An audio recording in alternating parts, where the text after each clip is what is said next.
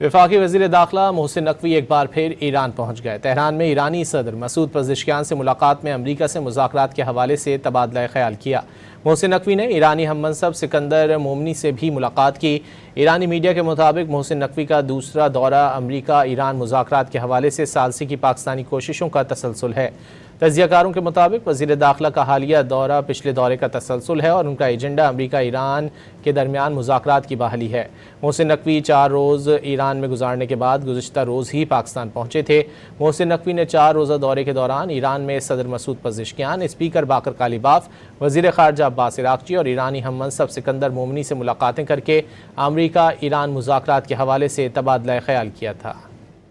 वफाकी वज़ीर दाखिला मोहसिन नकवी एक बार फिर ईरान पहुँच गए। तेहरान में ईरानी सदर मसूद पज़ेश्कियान से मुलाकात में अमरीका से मुज़ाकरात के हवाले से तबादला ख्याल किया।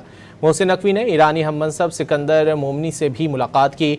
ईरानी मीडिया के मुताबिक मोहसिन नकवी का दूसरा दौरा अमरीका ईरान मुज़ाकरात के हवाले से सालसी की पाकिस्तानी कोशिशों का तसलसल है। तजियाकारों के मुताबिक वज़ीर दाखिला का हालिया दौरा पिछले दौरे का तसलसल है और उनका एजेंडा अमरीका ईरान के दरमियान मुज़ाकरात की बहाली है। मोहसिन नकवी 4 रोज़ ईरान में गुजारने के बाद गुज़िश्ता रोज़ ही पाकिस्तान पहुँचे थे।